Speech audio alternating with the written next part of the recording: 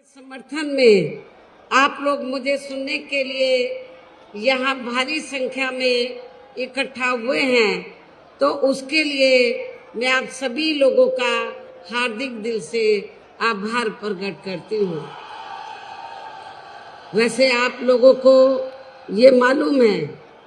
कि हमारी party Congress, BJP व अन्य किसी भी विरोधी पार्टी तथा गठबंधन आदि के साथ मिलकर नहीं, बल्कि अकेले ही अपने बलबूते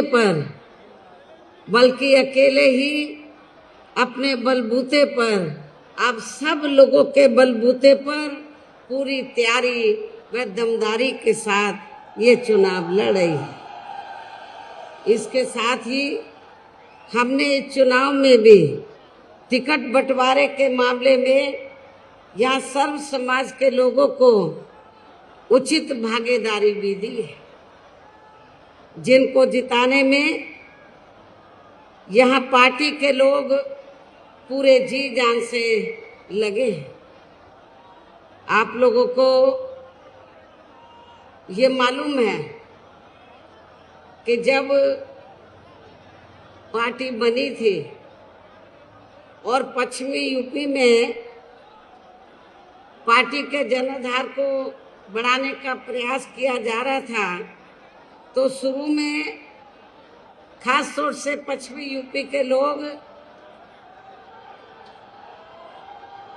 और पश्चिमी यूपी में जो विरोधी पार्टी के लोग हैं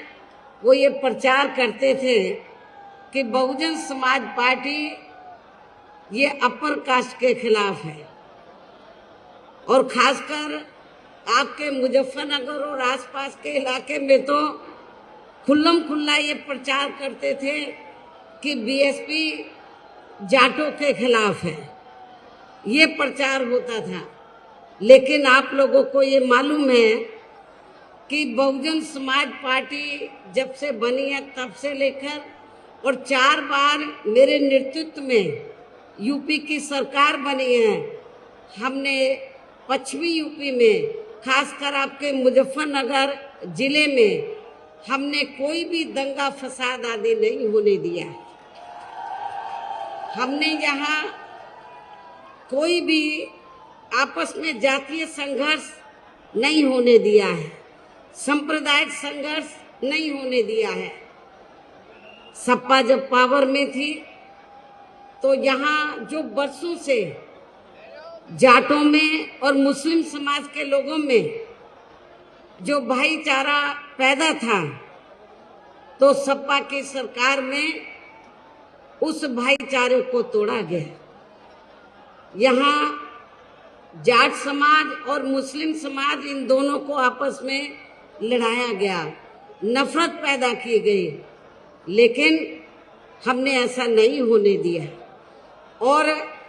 मैं ये आपको बताना चाहती हूँ कि मुस्लिम समाज और चौधरी समाज को, जाट समाज को ये ना लगे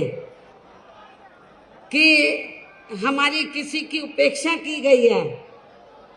तो हमने इस बात का भी विशेष ध्यान रखा। हमने यहाँ से अति पिछड़े वर्ग को टिकट दिया, प्रजापति समाज से अति पिछड़े वर्ग को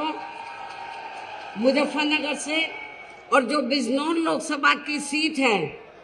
उसकी कुछ सीटें आपके मुजफ्फरनगर जिले में आती हैं। तो हमने यहाँ पर जो हमने भाईचारा पैदा किया था मुस्लिम समाज में और जाट समाज में, उसको कायम करने के लिए, उसको बरकरार रखने के लिए, तो हमने यहाँ से बिजनौर लोकसभा की सीट से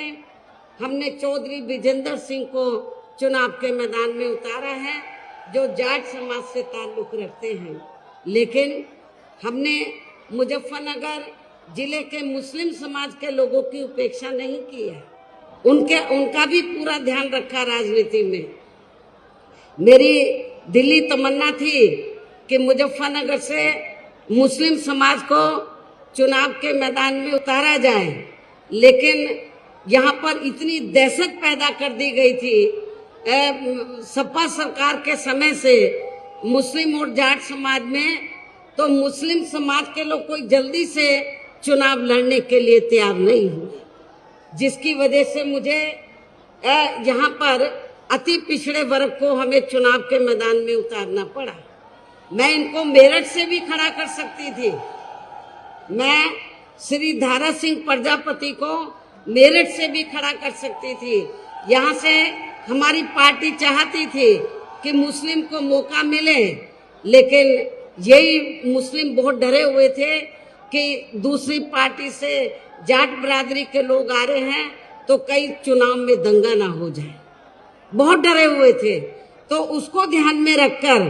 तो मैंने श्री धारा सिंह प्रजापति को मुजफ्फरनगर से खड़ा किया, लेकिन फिर भी मुजफ्फरनगर जिले से हमने मौलाना जमील अहमद कासमी जो मीरापुर से बीएसपी से विधायक रहे, तो मुजफ्फरनगर के मुस्लिम समाज के लोगों को ऐसा ना लगे कि उनकी उपेक्षा हो रही है, तो मैंने उनको आपके मुजफ्फरनगर लोकसभा की सीट से ही उत्तराखंड में एकदम लगी हरिद्वार लोकसभा की सीट है, तो मैंने इनको फिर मौलाना जी को चुनाव के मैदान में वहां से उतारा है। अब वो हरिद्वार से चुनाव जीत के जाएंगे तो समझ लो वो अकेले हरिद्वार ही नहीं, आप लोगों को लगेगा कि वो मुजफ्फरनगर के निवासी हैं, तो वो दोनों जगह के वो मेंबर पार्लियामेंट एक तरीके से आपके सामने वो रिप्रेजेंट करेंगे मतलब। तो इसलिए हमने मुस्लिम समाज का यहाँ नहीं दिया, तो हमने उनको मौका बगल की हरिद्वार लोकसभा की सीट से दिया है।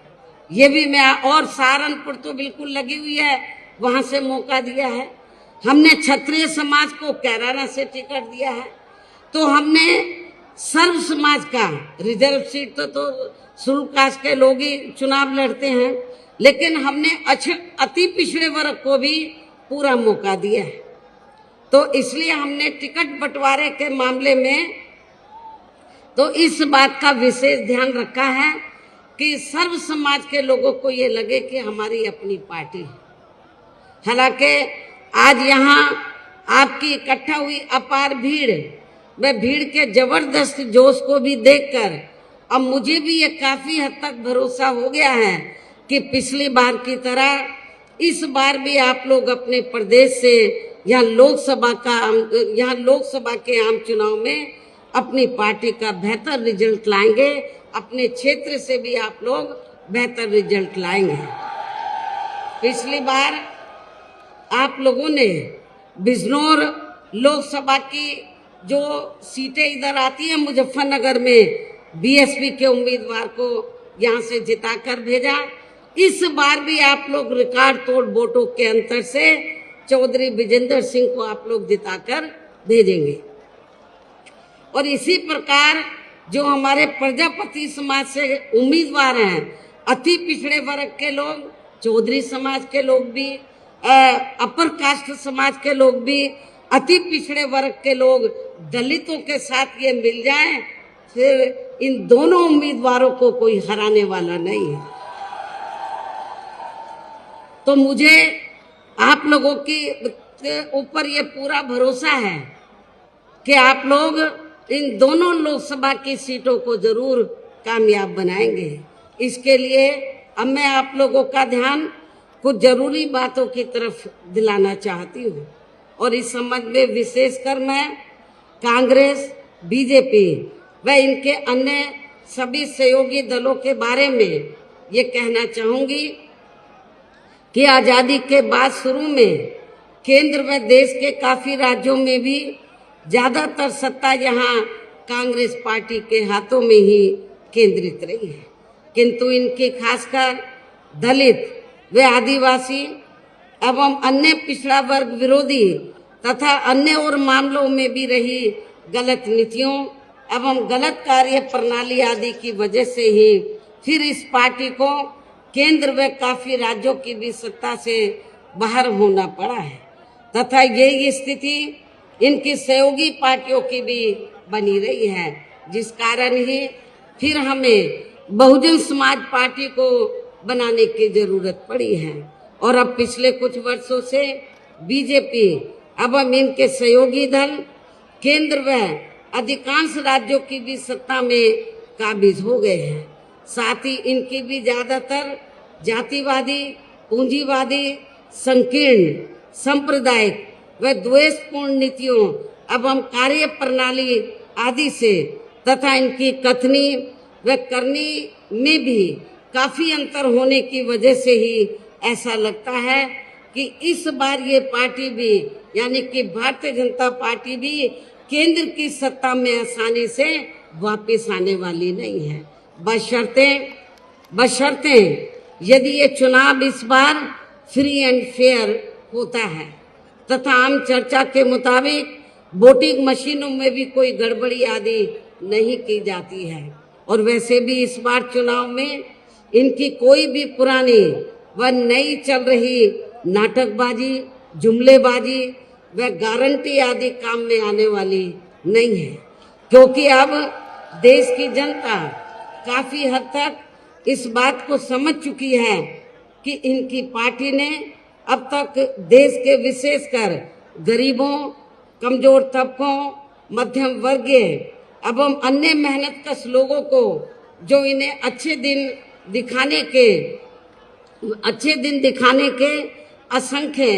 प्रलोभन भरे वायदे किए हैं तथा अनेकों हवाई व कागजी गारंटी भी दी है,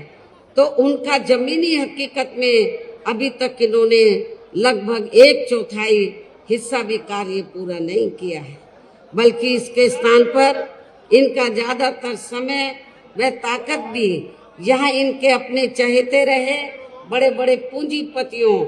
एवं धन्ना सेठों को ही ज्यादा से ज्यादा मालामाल व धनवान आदि बनाने में तथा उन्हें हर स्तर पर छूट देने व बचाने में ही लगी रही है, जिनके अधिकांश आर्थिक सहयोग से ही ये पार्टी व अन्य पार्टियां भी अपना संगठन चलाती हैं तथा चुनाव आदि भी लड़ाती हैं, जिसका काफी कुछ खुलासा अभी हाल ही में बॉन्ड की आई रिपोर्ट से भी हो जाता है। इसके साथ ही अब ऐसा लगता है कि कांग्रेस पार्टी की तरह बीजेपी ने भी केंद्र की तमाम सरकारी जांच एजेंसियों का ज्यादातर राजनीतिकरण ही कर दिया है। इसके अलावा देश के किसान वर्ग भी वर्तमान बीजेपी की सरकार में शुरू से ही अपनी विभिन्न समस्याओं को लेकर काफी ज्यादा दुखी व परेशान रहे हैं और अभी भी हैं, जबकि यूपी में 4 बार हमारी पार्टी की रही सरकार ने इनके हितों का भी हर स्तर पर विशेष ध्यान रखा है। हमारे पश्चिमी यूपी के किसान भाइयों को ये मालूम है कि जब मेरे नेतृत्व में सरकार बनी तो हमने आपकी हर फसल का उचित दाम दिया और खास तौर से जो गन्ना किसान हैं तो गन्ना किसानों को पूर्व में और वर्तमान में भी अभी भी किसी की पार्टी की सरकार ने इतना रेट नहीं दिया है तो जितना हमारी सरकार ने रेट बढ़ाकर गन्ना किसानों को दिया। और हमने ये नहीं देखा चाहे किसान हैं, मजदूर हैं, तो इनके हितों का पूरा ध्यान रखा। इतना ही नहीं बल्कि केंद्र में पूर्व की रही कांग्रेसी सरकार की तरह ही वर्तमान भाजपा सरकार में भी इनकी जातिवादी, हीन, सांप्रदायिक एवं पूंजीवादी सोच व नीतियों के चलते ही पूरे देश में सर्व समाज में से खासकर गरीबों, दलितों, आदिवासियों, पिछड़े वर्गों, मुस्लिम एवं अन्य धार्मिक अल्पसंख्यक समाज के लोगों का भी पूर्ण रूप से विकास व उत्थान आदि नहीं हो सका है। और इस संदर्भ में वैसे आप लोगों को ये मालूम है कि पूरे देश में यहाँ दलितों, आदिवासियों एवं अन्य पिछड़े वर्गों का सरकारी नौकरियों में वर्षों से अधूरा पड़ा आरक्षण का कोटा भी अभी तक पूरा नहीं भरा जा सका है। विशेषकर SC व ST वर्गों के सरकारी कर्मचारियों का पदोन्नति में आरक्षण तो अब काफी हद तक प्रभावहीन ही बना दिया गया है। साथ ही केंद्र व राज्यों में भी विरोधी पार्टियों की रही सरकारों में इन सभी वर्गों को प्राइवेट सेक्टर में आरक्षण दिए जाने की व्यवस्था किए बिना ही इनकी सरकारों के ज्यादातर सरकारी कार्य अब प्राइवेट सेक्टर के जरिए ही इनके बड़े बड़े पूंजीपतियों व धन्ना सेठों को ही दिए जाने के कारण अब इनको पूरे देश में आरक्षण का बहुत कम ही लाभ मिल पा रहा है। इसी प्रकार इनका अन्य और मामलों में भी